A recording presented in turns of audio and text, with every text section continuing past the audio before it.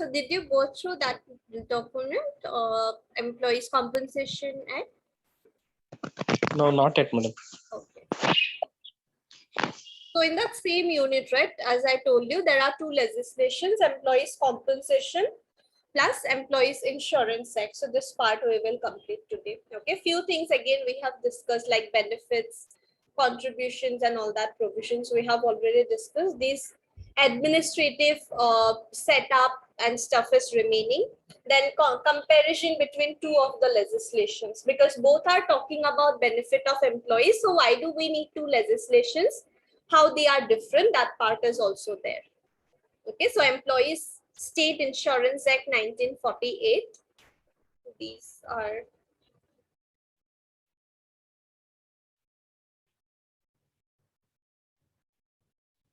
yes.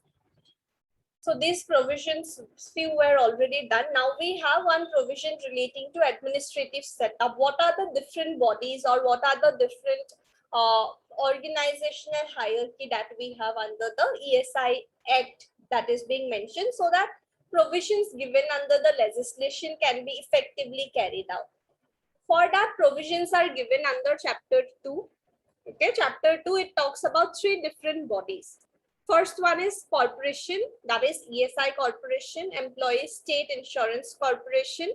Secondly, it talks about standing committee. And thirdly, it talks about Medical Benefit Council. So these are the three bodies which are set up for the purpose of administration of the powers or functions given under the legislation. Okay, so for these three different bodies, their composition, their establishment, their powers, functions, everything is given under Chapter 2 of the legislation. All right, so relating to that, we have this provision as well in our syllabus. So we will be discussing that part today. Yeah, so for this, right, administrative mechanism, we have ESI Corporation, Standing Committee, Medical Benefit Council, their composition, powers, duties, those provisions we have. So ESI Act under Chapter 2, it talks about three different administrative bodies that will look into completion of the powers, functions given under ESI Act for the benefit of employees. First one is the corporation, ESI Corporation, and this is their composition. Okay, constitution of the corporation, there will be one chairman, one VC, then not more than 5 members to be appointed by central government, one person each representing the state, and one person each appointed by central government who will represent the state. So for representing union territories, 1 member each. For representing states, 1 member each. There will be one chairman, one VC, vice chairman, and then 5 persons appointed by central government plus 10 persons representing employers to be appointed by central government in consultation with such organization of employers as may be recognized for the purpose. So that means we have 1, 2, not more than 5 members here, 1 each of each state, 1 each of all the union territories plus 10 members representing this organizations of employers. So this is the composition of ESI Corporation, Employee State Insurance Corporation. That is the first body we have in terms of performing its administrative functions of the corporation. Then we have 10 persons representing employers, 10 persons representing employees of the central government, then 2 persons representing medical professionals, 3 members of parliament, and then Director General of the corporation, who will be ex officio member of the corporation as well.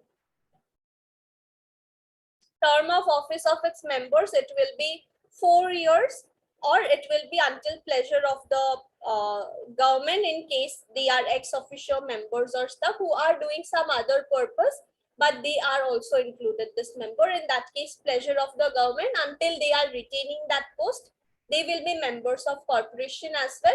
Otherwise, for regular members, it will be for 4 years they will remain in office. They will also be eligible for re-election or reappointment once their term of office is over, this 4 years of term they have already served. Authentication of orders or decisions, etc.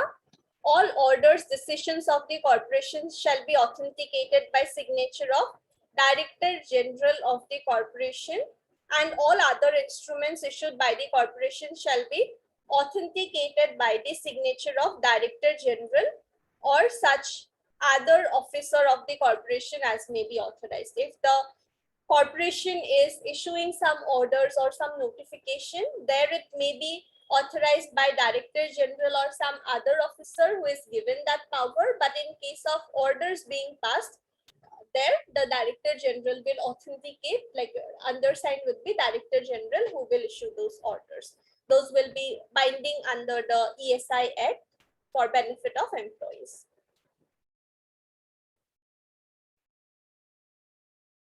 So first we have the corporation, second we have the standing committee. There also this is the composition given under section 8. Okay, section 8 talks about its composition: 1 chairman, 3 members of corporation, 3 members of the corporation representing states, 8 members are there, out of which 3 members will be representing employers, 3 will represent employees, 1 member representing medical profession, then 1 member of the corporation elected by parliament, and lastly we have the Director General of the corporation being ex officio member. So this person will be ex officio member of this as well, and over here also he will be ex officio member of the standing committee. So standing committee members will be appointed for 2 years unless and until they are someone who is enjoying this post until pleasure of the president, pleasure of the government.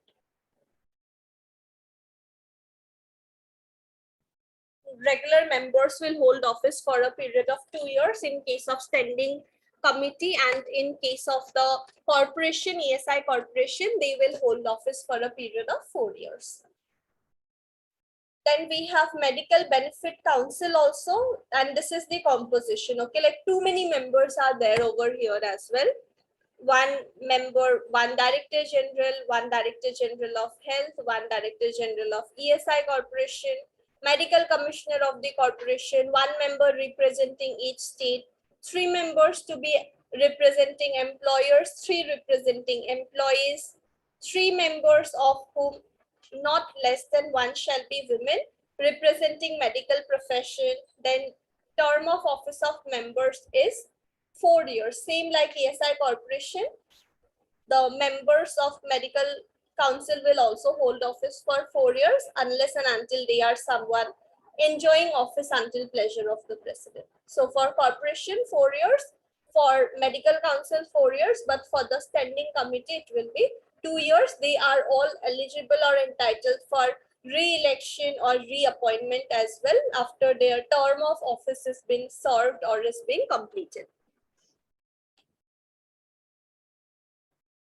And all these members, once they are appointed for a fixed time frame, before their time frame is over, they are also allowed to resign from their office by giving a notice to central government, and his seat will be considered as vacant when once their resignation has been accepted by the government.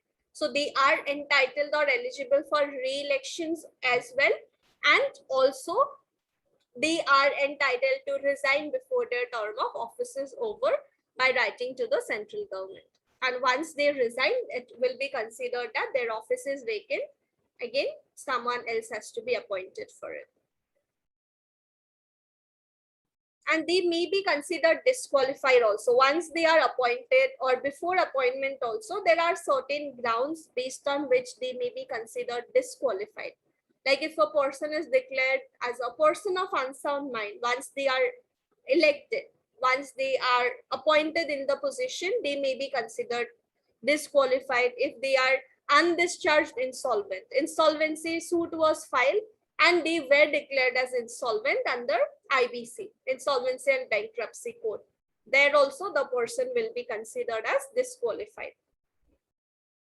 Interest in a subsisting contract. He is directly getting some benefit, okay, out of this shareholders or being someone, they are getting some benefit, their interest in a subsisting contract, there also they may be considered as disqualified. Or if they were convicted of some offense, like of some serious offense at the time of appointment or after appointment, in such cases also they may be considered as disqualified. Like it has to be like after commencement of the act, there was some conviction against them for such purposes.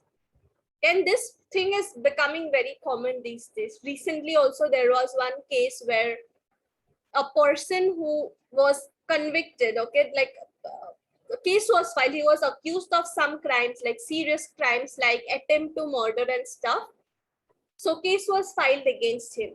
Case was going on, and then like the witnesses turned hostile, okay? They were saying something, but later on they changed their statements.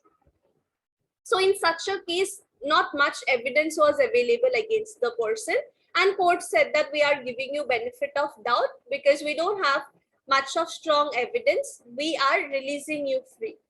So this person clears one exam, Rajasthan police constable exam he clears, but then government do not appoint him, saying that you are having these serious charges against you, wherein you were not acquitted, but you were acquitted because of benefit of doubt was given.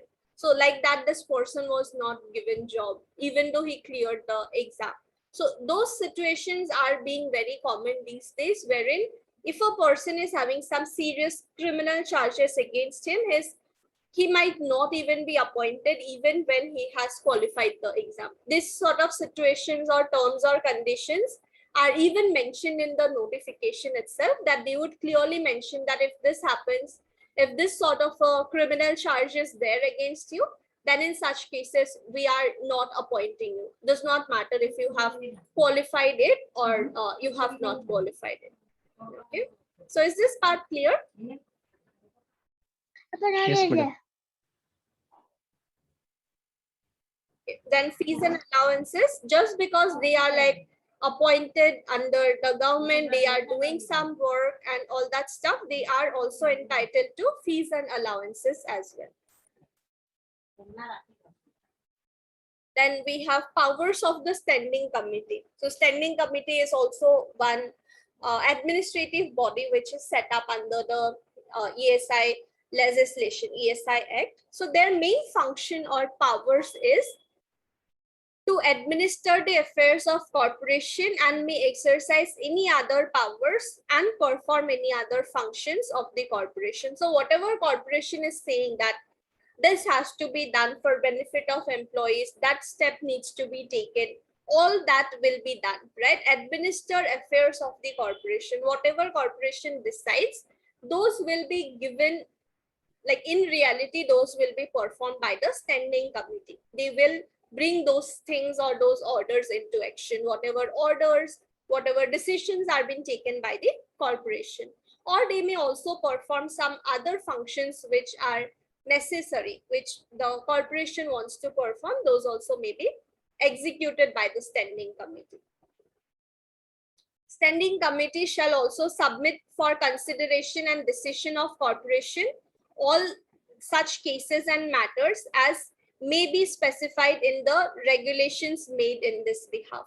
So there are these additional rules or regulations that come along with one legislation. So under those, whatever matters are there, if a case has been filed, if a concern is there relating to anything, they can refer it to the corporation that you need to take a decision on this matter, and accordingly we will execute that part.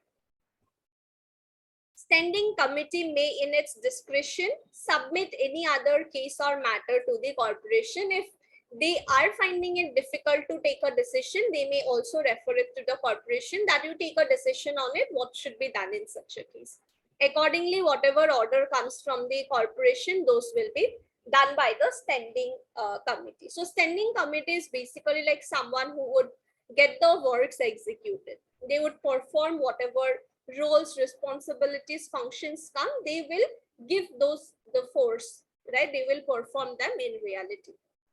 So it may be whatever is mentioned under the legislations. It may be some additional things that they have witnessed while working on the legislation, and all that stuff can be referred to the corporation. So they will work in close connection with the corporation and get the work mentioned under this legislation fulfilled.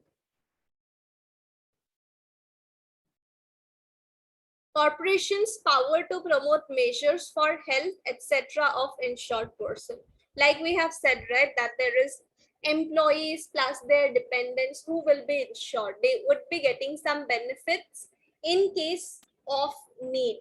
It may be some health emergency, it may be some sickness, some other benefits. They will be getting those benefits. So corporations' power to promote certain measures for health, etc. of insured person. What can be done better in order to ensure that proper protection is given to the insured person plus their beneficiaries or their dependents?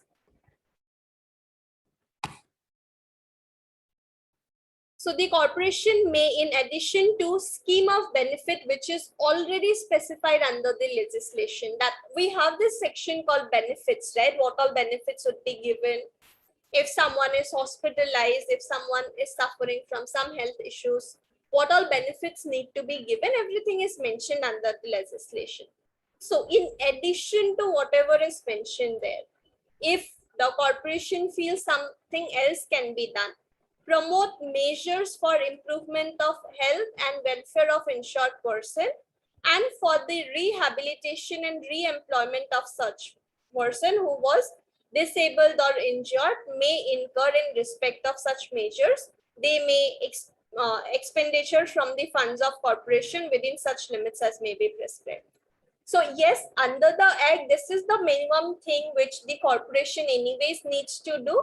Apart from that also, if they feel that, okay, in case a person is suffering from some disablement for maybe 1 year, for few months, after that, how can we rehabilitate the person? How can we make the person join his job again? For that, if some measures need to be taken, some steps, some assistance needs to be given, those also corporation is having the power. They can decide upon it. That minimum things are already given under the legislation that we anyways need to give. In addition to that, if something else we can do, that also we will try to do.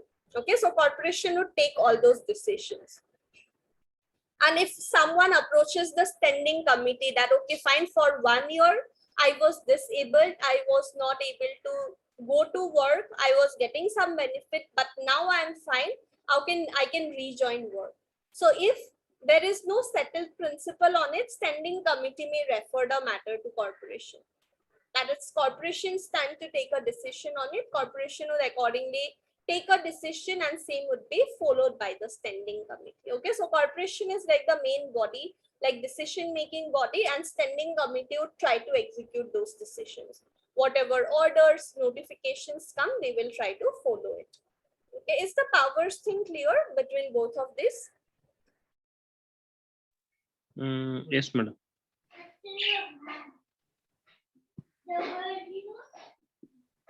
I may have to read through once again. So You may also. Sorry. I can't hear you. You may also. No, I may have to read through once again. Yes, so yes. just to have clarity. Yes, right. Maybe now itself you can read, like in 1 or 2 days, it will be little fresh, because these things are, like not difficult, but then there are so many persons appointed in one single office itself, right? Remembering it is a little difficult. Like how many members are there, who all representing whom, it's quite a lot of members in each of these bodies, and under one legislation we have so many different bodies itself. That's yeah, so corporation is more like a decision making body. Standing committee is more like someone who is executing those decisions. And then we have another organization called as Medical Benefit Council. So what are the duties that are assigned to Medical Benefit Council? As we have seen, right, it is relating to medical benefit, that there are ESI hospitals been set up if the employee or their relatives are suffering from any health issues. They can go to ESI hospital, get their treatments done with the amount which has been insured, right? It's not like some limit is there, how it happens in normal insurances, but it is free, that how much is needed, it will be paid. They need to recover from the illness. That is the main thing. So what are the duties of this Medical Benefit Council? We will see that. Advise corporation and standing committee on matters relating to administration of medical benefit. The certification for purposes of grant of benefit and other connected matters, because it's everyone would approach the hospital, so they know what is happening in reality, right? Practical problems they would know. In such cases, when Medical Benefit Council is like in practice, they are dealing with those situations, they are seeing those situations, they are in a better position to advise the corporation, who is the decision making body, plus the standing committee, on matters relating to administration of medical benefits. They may say that, okay, fine, under the legislation, this certain benefit has been given, but practically we are facing these sort of issues. You need to handle those issues. Accordingly, this corporation can take a decision and standing committee will try to execute it, right? Like if there is delay or the process of claiming is very difficult, there the Medical Benefit Council can inform the matter. If there are not required number of medical staff available, that can be informed. If they need some additional provisions like shift allowance or something, that may be referred. Whatever practical problems are being faced, those may be referred to the corporation or standing committee, that these things we should be doing, right? Advising corporation or standing committee relating to what can be done better. Have power and duties of investigation as may be prescribed in relation to complaints against medical practitioners in connection to medical treatment and attendance. If someone has filed a complaint that in this certain ESI hospital, there is this medical staff, okay, might be some nurses there, might be some doctor is there, who are not doing their work properly. They are not giving these free medicines to the workers or their dependents. Might be they are not coming to the hospital on time. They are simply being very careless in all such matters, right? If a complaint is being filed, then Medical Benefit Council will do the necessary investigation to see how genuine is the complaint, right? All those matters will be taken care of by them, and perform such other duties in connection with medical treatment and attendance as may be specified in the regulation. So whatever other things are needed, so basically they would see that practically what are the difficulties in providing for this benefit, in providing for this treatment and other stuff. So whatever problems are coming, those problems need to be overcome in whatever way possible, right? So for that, they are having power of investigation, also power of inquiry, also whatsoever is needed. They will take it and try to ensure that the benefits that are guaranteed, those are enjoyed by the employees and their dependents as well. Okay, so these are the three administrative bodies which we have under the legislation.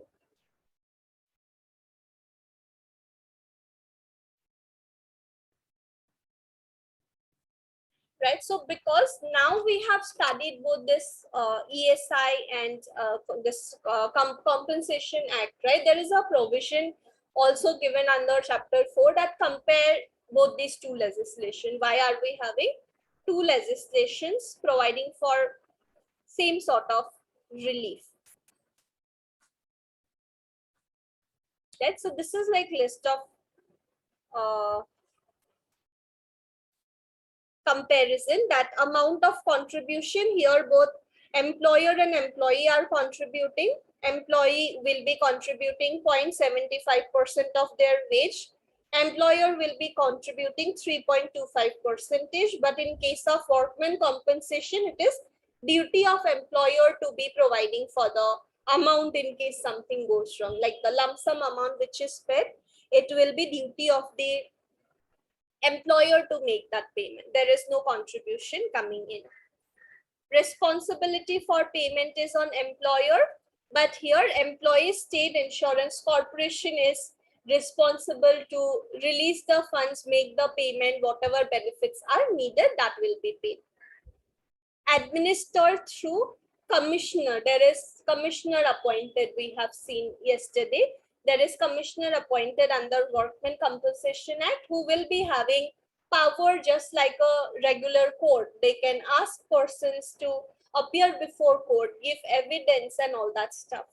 In case of ESI, we have ESIC, Employee State Insurance Corporation, more like a decision-making body, standing committee, more like performing body, medical benefit council, trying to solve practical problems, as well as we have ESI court, a court to adjudicate matters. So there are so many different bodies or committees been set up under ESI Act, but in Workmen Commission, we have this commissioner only who will deal with the matter. Because it's not like a continuous thing that will go on, like medical treatment can go on for a very long time. But over here, employees compensation, you just need to pay like a lump sum amount one time, that's that. Matter is solved. So here just one person, one organization is there, the commissioner. The Workmen Compensation Act covers employment injury or death caused by accident or occupational disease. So it only talks about injury or death, but here injury, death caused, occupational disease, sickness, maternity, the death of the deceased person, everything is included for the employee as well as his dependents also. There is no wage limit in case of Employees Compensation Act, but in case of ESIC, there is wage limit.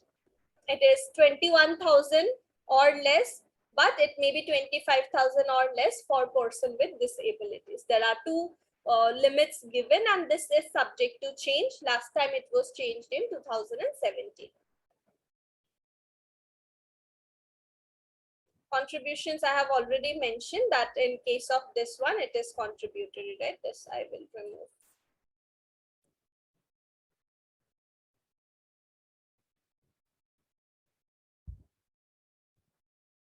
Rehabilitation and re-employment.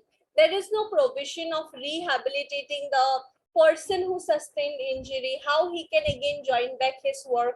Those are not given. It's just Employees Compensation Act, only provide compensation, that's enough, it's done. But in case of ESIC, we also talk about re-employment of a person. Now a person suffered some loss, some injury. Once he is fine, he recovers.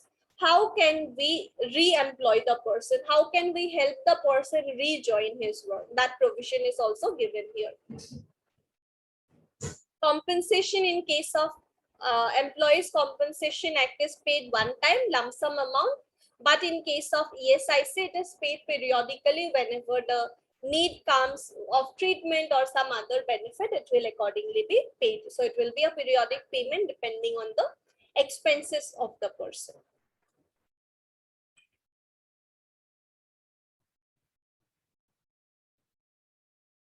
Right?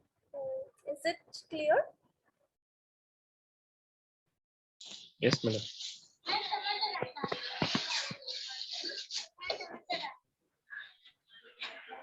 All right, I will share this one also. All right, you can have a look at it. Unit 4, two legislations, Employees Compensation Act as well as ESI Act. Okay.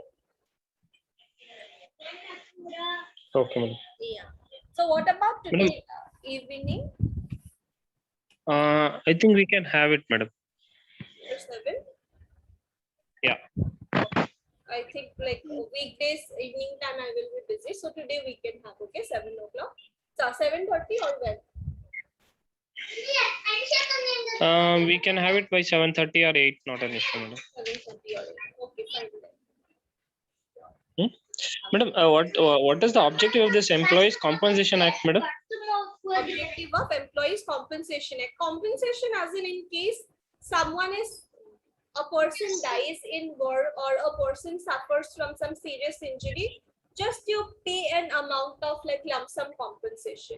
But here you just get the entire process done, treatment. It might be that someone, like a person dies, his funeral, everything you take care of. But here just pay an amount of compensation so that the like what happens in case of tort, that you try to minimize the loss or harm that the family goes through or the person goes through. For the time being, you give some amount of relief.